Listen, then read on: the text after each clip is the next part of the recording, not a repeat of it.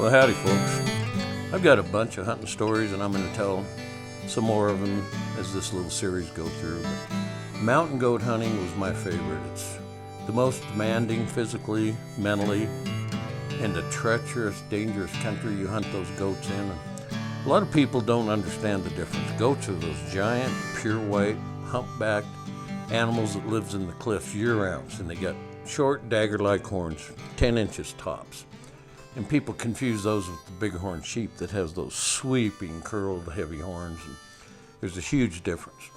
And one of the differences is mountain goats are the toughest animal on the continent. Wintertime comes, marmots, bears, grizzlies, wolverines, everything quits that high country. They hibernate or they migrate somewhere better. Mountain goats don't. They spend their whole lives up in that wind and ice and snow on vertical cliffs. And to me, they're the most magnificent animal out there. And because I admired them so much, I guided a lot of hunts, probably at least a dozen goat hunts in my life. That's pretty rare for a guy in the South 48. If you're a guide in British Columbia or Alaska, I can see it. But anybody that got a goat tag back in the day and that I knew in Colorado or Montana would call me up and I'd take them hunting. So I was working in Colorado and I just bought a house down there and I had my horsehair business. And I was trying to learn more about training horses. I just trained mountain horses my whole life, and I met a real handy working cow horse trainer that could do the flying lead changes, which I didn't know about in those days. And he kind of wanted my lifestyle, and I wanted his lifestyle, so I started spending a lot of time together. I got several colts and worked with this guy. So one night he calls, and he had a side job. No horse trainer makes a living training horses, of course, so he was working maintenance in a building, and his boss drew a goat tag here in Colorado. He called me up, and he said, "Would you guide this guy?" I said, "No, I've done it all. I've done 12 hunts, including my own, and I died in almost 11 of them. So I'm done." Well, he pestered and begged, and he was a dear friend, so I agreed to do it. So it was the night before opening day when I met this hunter, and we talked on the phone. You know, I asked him the right questions. He knew about ballistics and what kind of gun, and seemed like the real deal, so I was comfortable, I guess, going there. So I meet him the night before opening morning, and he's been watching these goats all summer through a spotting scope since he had the goat tag. And we couldn't find him that night, and there's 6 other guys there in the parking lot at the trailhead that got goat tags too. And just at sunset, I see these 2 monster billies, and I mean 300-pounders. People say BS. Well, do your homework. They get up to 350. They get huge if they live long enough. So I spot these 2 just at sunset, and they're in the head of this basin, and I thought, we can get on them early. So I said, let's get up midnight and beat these other guys to the punch. We get there at midnight, and you can see flashlights on all the ridges up there. Those guys had left at sunset, I guess, but they all missed this basin. They were up too high to get back into it, and I thought, this is golden. So we hiked 6 miles in the dark up in there, side hilling, rock slides, willows, and it was a tough walk, but we eased up there, and the last 200 yards, well, here's something I should say about mountain goats. Goats that are used to seeing hikers and packers and whatever, they're not alarmed. They just got to take 10 steps, and they're safe anywhere they live, you know. And they're not spooked. But if you try to be sneaky and furtive, you know, like a predator and peeking at them and hiding, then they get nervous. So if they're in an area where they see people all the time, and this was one of those areas at Mount Evans, they're cool as can be. So we were inside of them for the last mile out in the open, and then we had to get kind of crafty. So we got in this rock formation, and there was a chimney crack about this wide, and it was probably 100 foot long. Not a dangerous deal, but we had to drop our backpacks. And I've got all my knives and saws, everything, you know, to take care of this goat. And he drops all his gear. We crawl up through this crack, and we get out on the flat, and these goats are broadside at 143 yards. I've got binoculars, a rangefinder, and my video camera going around my neck, and we laid there for 20 minutes. They're bedded down broadside, and one's longer than the other, and the other's got bigger bases and this and that, and they both had beautiful long coats by then. Finally, normally I wouldn't shoot something laying down, but they're broadside on a steep rock, and I said I'd shoot the bottom one. So he gets all set. I wouldn't tell this story if I didn't have it on video because no one would believe it. Finally, he shoots, and he breaks the hind leg. This goat's probably 7 foot long, and he breaks the hind leg just above the ankle. And thank God that goat didn't crawl. If he'd have gone 10 feet up in the rocks, we'd never got him. But he turned down, jumped a couple times, and I was kind of sick because it's my favorite animal. And I said, shoot him again. And he shoots, and this time he misses by 10 feet. I can see the bullet hit the rocks. And I'm stunned because we had this long talk about shooting and scopes and bullets. And I'm a little pissed by now, not treating him too good. And I said, calm down, lay down, get your gun set, get your coat rolled up, get everything there, and shoot him in the chest. Well, he shoots again, and he hits 15 feet away underneath him. And now I am beside myself because this magnificent animal's standing there all humped up with his leg flopping, and I'm just sick to my stomach. And he looks at me and he says, I only got one more bullet. I go, Jesus Christ, where's your other bullets? And he just points with his thumb. So I'm thinking they're down that 100-foot crack in the rock where our packs are. And I said, do not shoot that goat again. We'll push him downhill and get him in some rocks where he can't go anywhere and walk right up and shoot him at 10 yards, make sure you hit him. So I get down there, get those packs, and I'm dragging him up through that crack, and I hear him take that last shot. And I heard it hit me. Any hunter knows you can tell when a bullet hits versus a miss. I finally get back up there, and the goat's standing there, still on 3 legs, and the bullet just opened his chest and shoulder up all the way across. Just barely cut the hide, didn't hit anything vital. So he's bleeding, got this 20-inch gash in his shoulders and a hind leg flopping, and I'm so upset at this guy. And I load that freaking gun, and let's do what I said. We'll push him down into some big boulders, and we'll kill him. He says, when I did that, I meant my bullets are back at the trailhead, 6 miles away.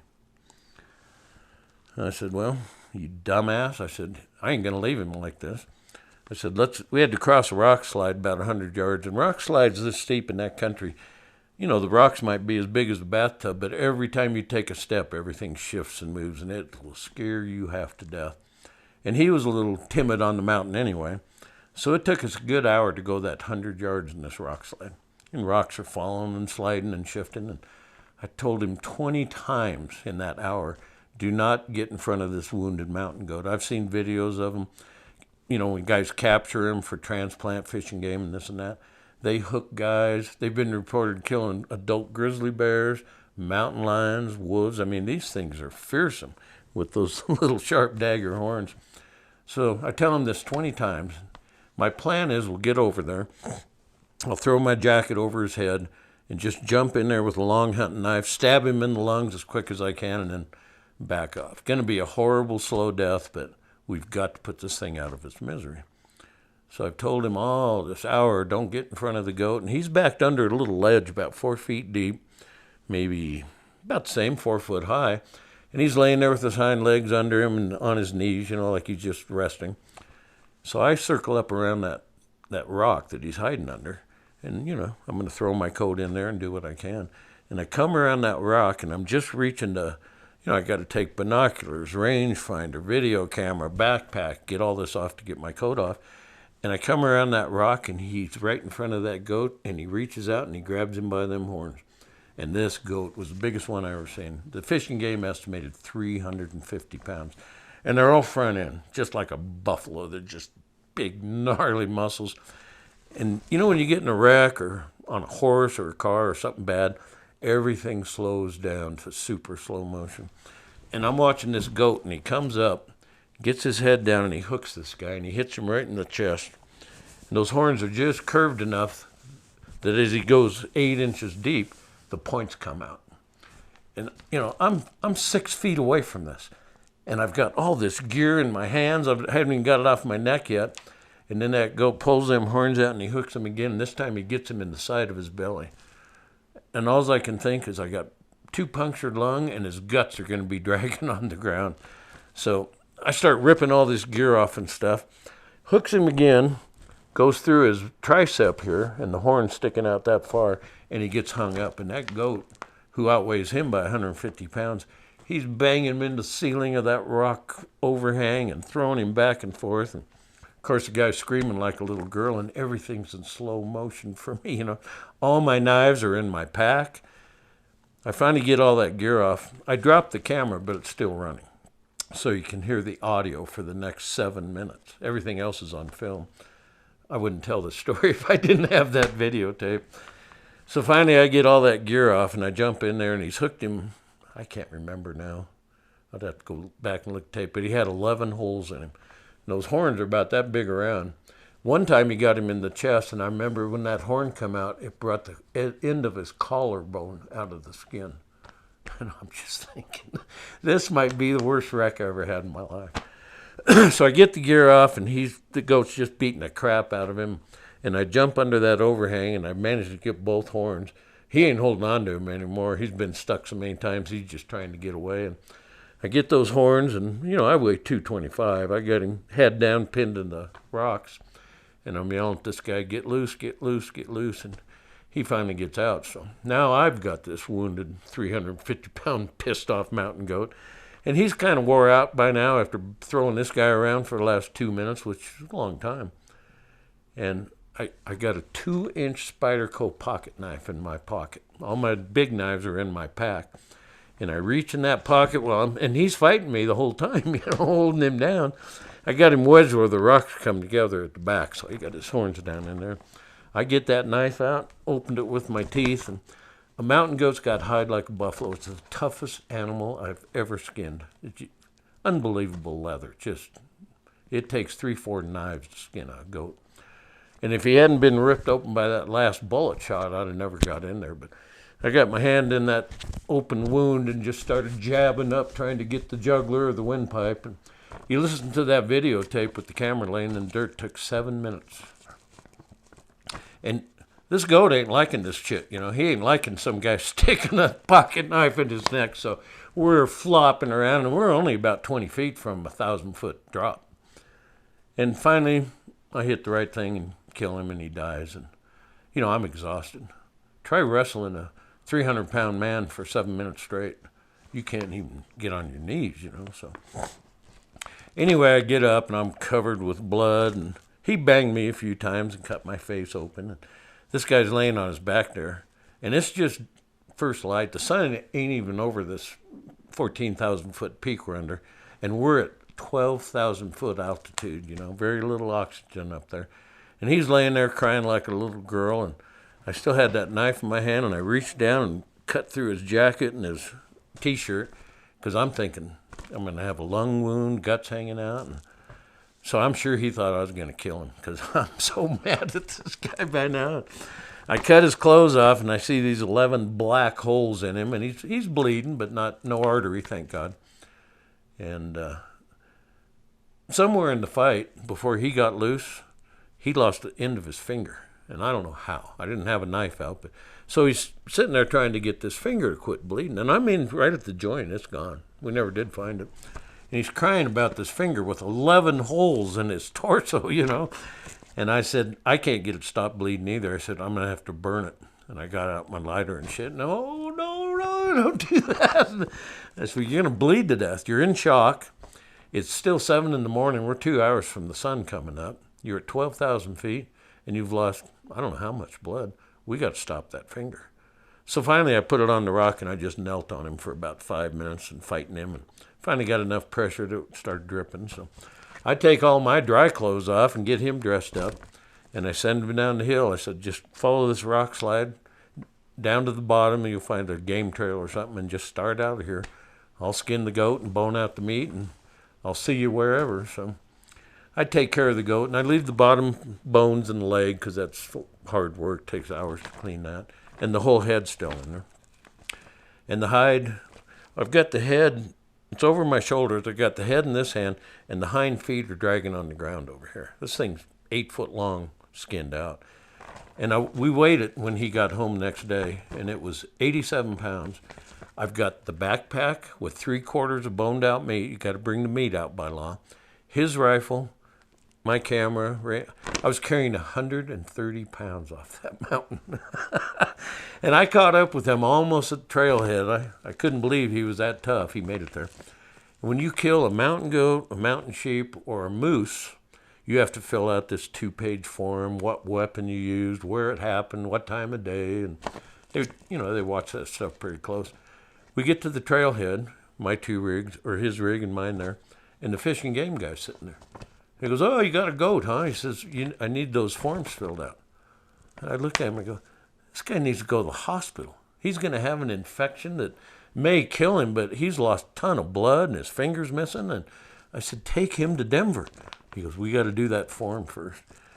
And there's a whole bunch of boxes, a little box, and it says archery, and then underneath compound bow, recurve bow, longbow, then muzzleloader, flintlock, centerfire rifle, and all this. I snatched that pen out of his hands. I drew my own little box and put 2-inch pocket knife, checked it, handed it back to him, and he looked at that and never said another word. Threw that guy in his truck and took him to the hospital. So a couple months go by, and I mean, this was brutal. I couldn't even stand up for a week. My legs were so hammered. That's a lot of weight to carry downhill for 6 miles. Of course, I was younger and tougher in those days, but I'm still whooped. And the guy calls me up. He's been in the hospital for 14 days with this raging infection. Those goats pee on themselves during the rut, and then they, paw up the ground, pee on their chin and belly, and all that nasty germs are all over those horns. And when they fight, brother, they fight. You think buffalo is exciting? Watch 2 mountain goats go at it. So he calls me up and he says, "I'm writing a story for Colorado Outdoors magazine.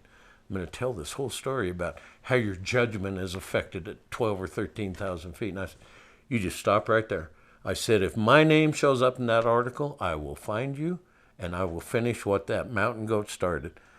So he wrote the story, and it came out. You can find it in an old issue of Colorado Outdoors.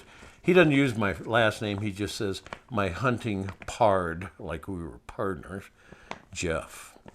But anyway, he tells the story a little different. He turns out to be the hero of the whole thing in his story. But anyway, that's one of my first mountain goat stories, and they just get worse from there on. They were something else. But I just wanted to share that one because, hell, I might be the only guy in the world that killed a 300-pound goat with a 2-inch pocket knife.